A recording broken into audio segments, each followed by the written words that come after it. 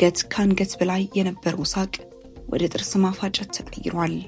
ሰላም የነገሰበት በሚመስለው የፖለቲካ ሰማይ ላይ ማንም ያልጠበቀው አዲስ የክስ መብረቅ ተከስቷል።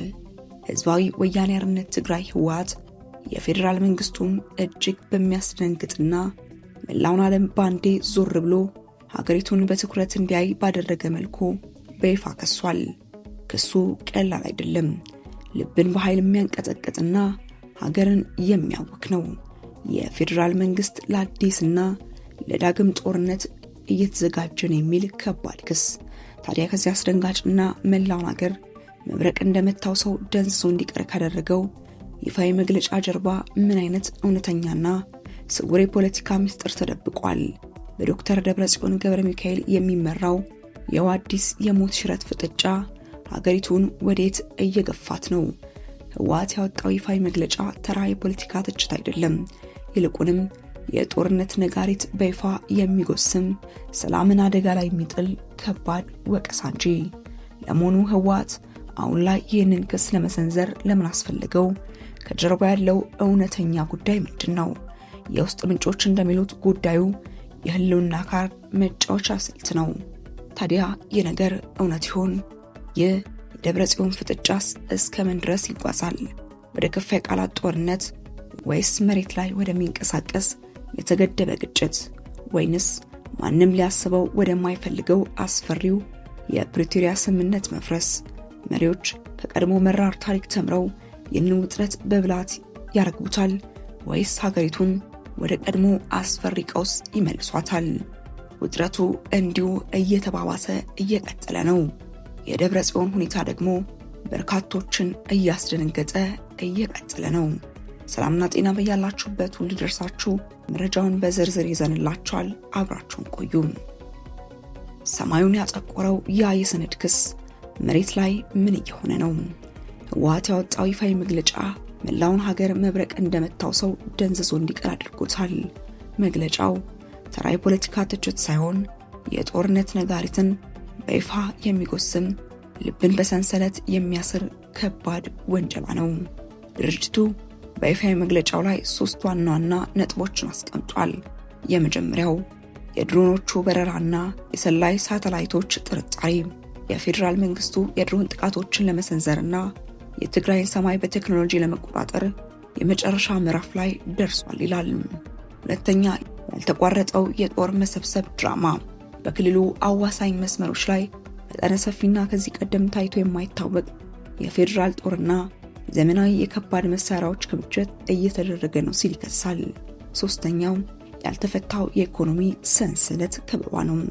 ከስምምነቱ በኋላም ቢሆን በክልሉ ላይ የተጣለው ስውር መዋቅራዊና ኢኮኖሚያዊ ከበባ ሙሉ በሙሉ አልተነሳም የሚል ጥብቅ ወቀሳ አለ። የሴራው ጥልቀት፣ ከትችቱ ጀርባ ያለው እውነተኛው ፖለቲካ። ለመሆኑ ህወሓት አሁን ላይ ይህንን ክስ ለመሰንዘር ለምን አስፈለገው? ከፌዴራል ባለስልጣናት በኩል የተሰነዘሩትን ተከታታይ ትችቶች ተከትሎ የመጣው ይህ መግለጫ ከጀርባው እጅግ የተራቀቀ የፖለቲካ ጉዳይ እንዳለው የውስጥ ምንጮች በሹክሹክታ ይናገራሉ። አንደኛው ስውር ሴራ የውስጥ ስንጥቅን በውጭ ጠላት የመጠገን ስልት ነው። ሁላችንም እንደምናውቀው ህወሓት በአሁኑ ወቅት በታሪኩ ታይቶ በማይታወቅ የውስጥ ክፍተት ውስጥ ይገኛል። ዶክተር ደብረጽዮንና አቶ ጌታቸው ረዳ መካከል ያለው የስልጣን ፍጥጫ ድርጅቱን ለሁለት ከከፈለው ሰነባብቷል።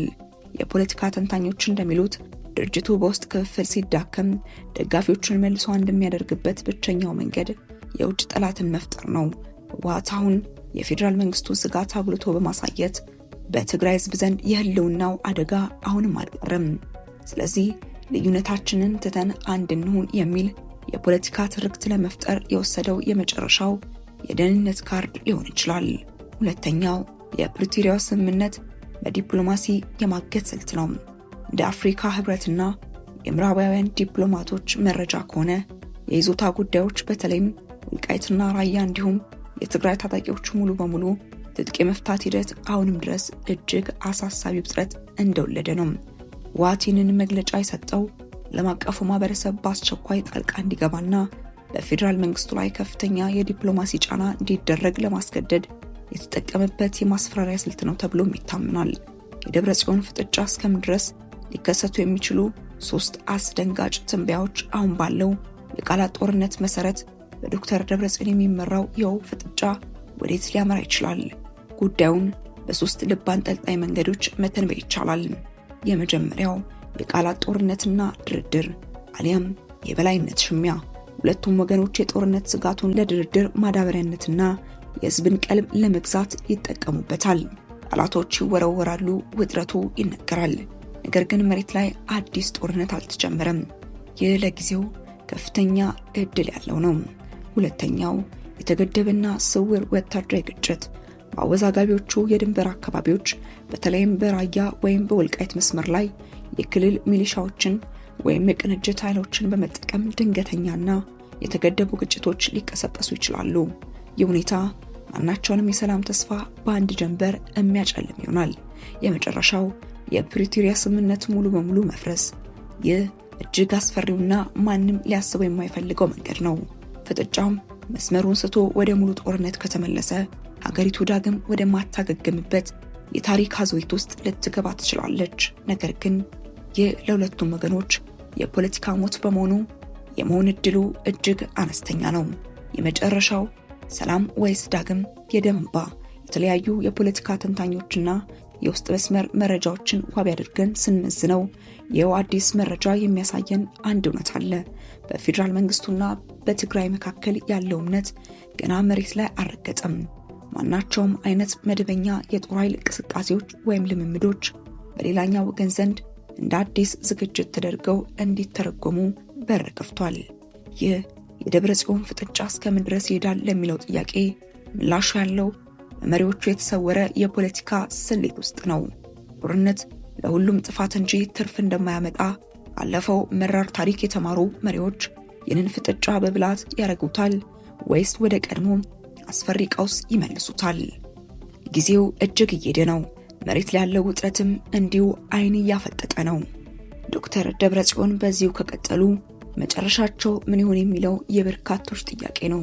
በርካታ መልእክቶች እየተሰደዱላቸው ነው። ነገር ግን ዶክተር ደብረጽዮን ገብረ ሚካኤል በአቋማቸው የጸኑ ይመስላሉ።